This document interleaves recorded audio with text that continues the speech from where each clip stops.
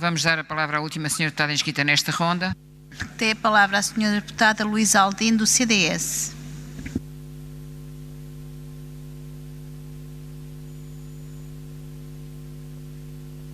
Já há mais alguns aquecimentos na sala, mas acho que o efeito é mais psicológico do que real.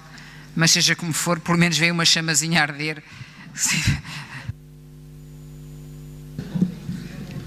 Excelentíssima Senhora Presidente da Assembleia, membros da mesa, Excelentíssimo Senhor Presidente da Câmara, senhores vereadores, caros deputados, muito boa tarde a todos. O orçamento da Câmara para o próximo ano totaliza 723,9 milhões de euros, sendo as receitas correntes de 526,5 milhões, as de capital 155,3 milhões de euros e outras de 6,1 milhões. Em relação ao ano que agora termina, houve um aumento de receita de 25,4 milhões de euros, representando assim 3,6% coletados maioritariamente por via de impostos e venda de património. Com estes números e devida distribuição, começo a minha intervenção por afirmar a intenção de voto relativamente às grandes opções do plano para o quadriênio 2016-2019, respectivo orçamento de 2016 e mapa de pessoal. Estes documentos são um reflexo e produto da estratégia do Partido Socialista para a cidade de Lisboa. Como é conhecido, o CDS-PP não partilha da mesma estratégia para a cidade e por isso não podemos votar favoravelmente uma proposta que seja do ponto de vista político e do ponto de vista estratégico penalizadora para a cidade de Lisboa e para os lisboetas. Parece-nos que a grande aposta deste orçamento é o investimento para mostrar a todo o custo obra feita na cidade de Lisboa. Investimento esse assente na dependência da alienação de património municipal de imóveis ditos não estratégicos. Porém, a listagem de ativos não estratégicos para alienação em 2016 continua sem identificação da área e respectivo valor patrimonial. Inicialmente, a alienação de património serviu fundamentalmente para diminuir a dívida do município e, deste modo, libertar recursos por via dessa mesma redução, impulsionado pelo acordo da venda dos terrenos da ANA ao Estado, tendo sido efetivamente reduzida a dívida proveniente de uma receita extraordinária. Enquanto não forem apresentadas as contas de 2015, não nos é possível analisar com rigor se o resultado das alienações foram significativas e proporcionais na redução da dívida. Mas o que sabemos é que o Partido Socialista pretende continuar a alienar para investir na cidade de Lisboa e que aos poucos está a implantar uma ideia de cidade com a qual o CDS não se revê. A forma de investimento na cidade não provém só deste tipo de receita. Não ignoramos que existem diversas fontes de financiamento para o fazer, como as receitas próprias, as comunitárias, entre outras. Além da divergência política estratégica para a cidade de Lisboa, existem, no nosso entender, rúbricas, quer do lado da despesa, quer do lado da receita, que não estão devidamente justificadas. Vejamos alguns exemplos. A taxa turística, apesar de não existir ainda qualquer forma ou acordo conhecido para a cobrança desta taxa e devido à entrega ao município, a estimativa de cobrança existe e cifra-se em 15,7 milhões de euros, representando um aumento de 124% face ao ano anterior.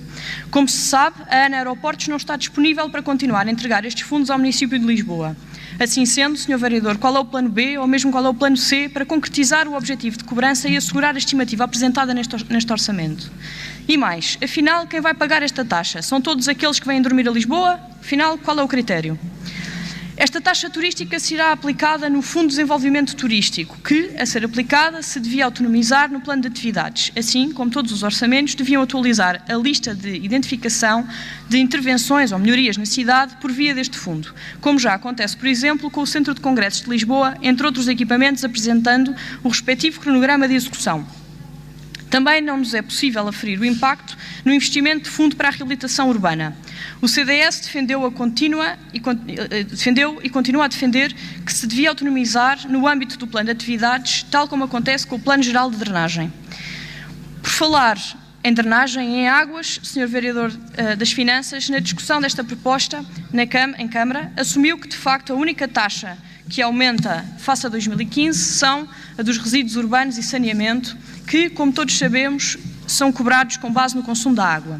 Ora, quem vive em Lisboa sentiu em 2015 um aumento muito significativo na fatura da EPAL e é importante não esquecer que também em 2016 a água vai novamente aumentar em Lisboa.